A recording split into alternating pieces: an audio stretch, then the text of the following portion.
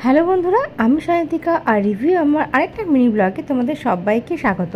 যদিও মনে হচ্ছে যে এটা একটা মিনি ব্লগ হবে না, কারণ অনেক কিছু আজকে আছে দেখানোর মতো। তো এটা দিয়ে শুরু করি। আমি আগের ব্লগে তোমাদের দেখিয়েছিলাম যে বাড়ির উদ্দেশ্যে রওনা দিচ্ছি। তো যাওয়ার পথে এই সমস্ত দোকানগুলো দেখতে পাচ্ছি। যদিও আমাদের হোটেলের রান্নাটাই খুব ভালো ছিল এবং আমরা ওই হোটেলের রান্নাটা খেতে বেশি প্রেফার করি, বাট তাও দু একদিন এদিক ওদিক খাওয়ার জন্য আমরা অনেক রেস্টুরেন্টে দেখছিলাম।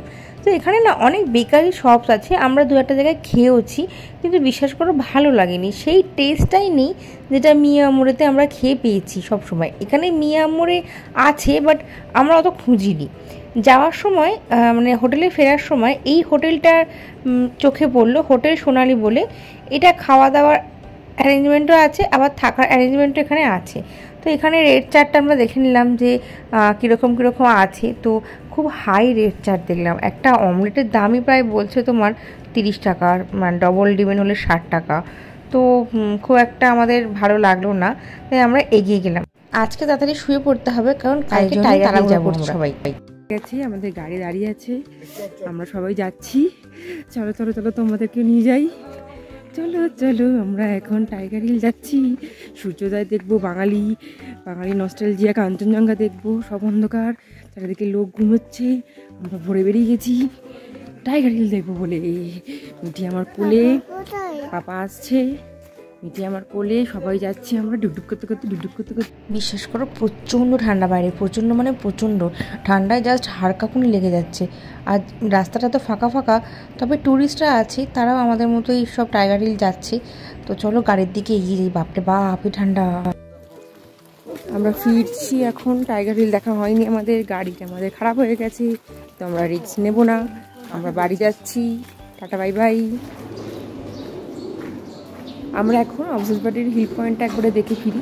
3টের সময় ঘুম থেকে যখন উঠেই গেছি, আর কী করবো, তাই অবজারভেটরি হিল পয়েন্ট, মহাকাল টেম্পল, ওগুলো সব একটু দেখে নিয়ে ব্যাক করবো। দেন টয় ট্রেন রাইড আছে আমাদের আজকে। এইবার তোমাদের সেই গল্পটা বলি যার জন্য আমাদের টাইগার হিল দেখতে যাওয়া হলো না।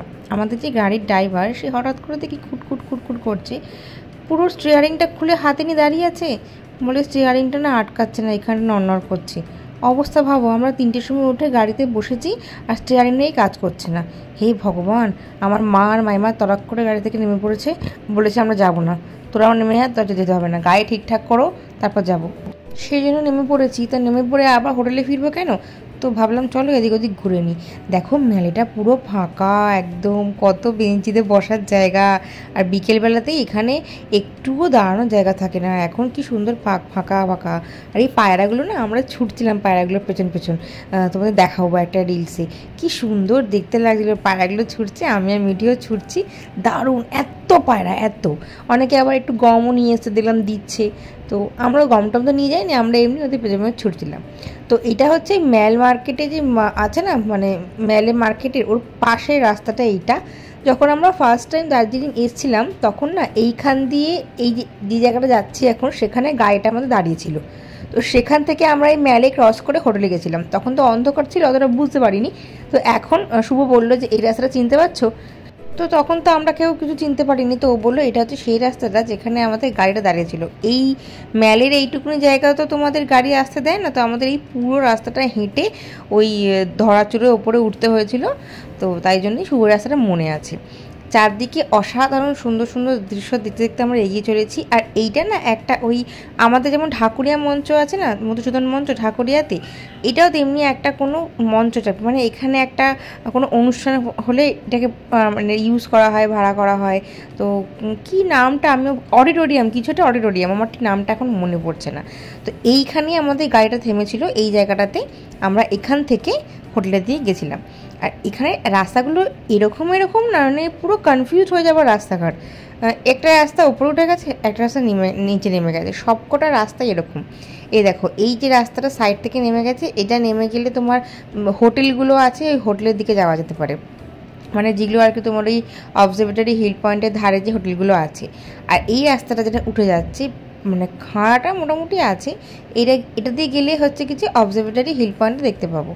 এ দেখো, এই একটা হোটেল আছে, খুব সুন্দর, আমার খুব পছন্দ হয়েছিল এই হোটেলটা, কি সুন্দর। ঠিক একটা রাস্তা টুক করে উঠে গেছে এখানটা। আর এটা থেকে দেখলে মনে হয় ওরা কাঞ্চনজঙ্ঘা দেখলেও দেখতে পায় ওদের জানলা থেকে। তো আমি শুভকে একদিন বলছিলাম, শুভ বলছিল খুব সুন্দর জায়গাটা। এখানে অনেকগুলো স্ট্যাচুও আছে, দেখো এই স্ট্যাচুগুলো আছে, এবং স্ট্যাচুগুলো কেন আছে, কোন লোকের স্ট্যাচু, কী জন্য বিখ্যাত, সব এর তলায় ফলো করে লিখে রাখা আছে। তো আমরা এখান থেকে ক্রস করলাম, এই ডান দিকের রাস্তাটা ধরলেই অবজারভেটরি হিল পয়েন্টে চলে যেতে পারবো। আর এইখানে কি আছে আমি জানি না, এই রাস্তাটা দিয়ে গেলে কি হবে। এইটা মোস্ট প্রবাবলি কোনো একজন শেরপার স্ট্যাচু, যিনি মনে হয় ফার্স্ট এভারেস্ট চলেছিলেন বা এরকম কিছু একটা, আমার ঠিক খেয়াল পড়ছে না এখন। তো শুভ আর মিঠি অনেকটা আগে চলে এসেছে বলে রেস্ট নিচ্ছে, আর সবাই আস্তে আস্তে আসছে। আসলে হালকা হালকা করে মানে সূর্যটা উঠছে, সকালটা হচ্ছে, এই টাইমটা আমরা কখনো কোথাও যাই না, না কলকাতায় না কোথাও ঘুরতে গেলে। তো দার্জিলিংয়ে এসেছি অথচ মানে কাঞ্চনজঙ্ঘা দেখবো না, তা তো হয় না। তো এখান থেকে ওই নেই মামা কানা মামা ব্যাপারটা হবে, ওই দুধের স্বাদ ঘোলে মেটানো। তো এখান থেকে দেখতে পেয়েছি, হালকা করে দেখতে পেয়েছি, কিন্তু আমি না আমার এই অ্যাকশন ক্যামেরাতে ওটা রেকর্ড করতে পারিনি, ভালো করে ক্যাপচার করতে পারিনি। তো তোমাদের কি দেখাতে পারবো আমি জানি না, কিন্তু সূর্য ওঠাটা খুব সুন্দর ক্যাপচার হয়েছে, আমি করতে পেরেছি, আমি তোমাদের দেখাচ্ছি। আর দেখো এই হচ্ছে তোমার অবজারভেটরি ভিউ পয়েন্ট, দারুণ জায়গাটা। এখানে কতগুলো সিনেমার যে শ্যুটিং হয়েছে জাস্ট ভাবার বাইরে। আর অনেকে জগিং করছে, অনেকে দাঁড়িয়ে আছে এখান থেকে দেখবে বলে। আর আকাশটা না একটা মায়াবী আলোয় ভরে গেছে, ওই দূর থেকে সূর্য উঠছে আর এই দিকটাতে কাঞ্চনজঙ্ঘা দেখা যাবে। কিন্তু এতটাই মেঘ, আর আমার এই অ্যাকশন ক্যামেরার লেন্সে এতটা ক্যাপচার হবে না বলেই মনে হয় ভালো উঠছে না। সূর্য ওঠার ভিডিওটাকে আমি জাস্ট একটু ফাস্ট ফরওয়ার্ড করে দিয়েছি, তো দেখো কি সুন্দর উঠছে।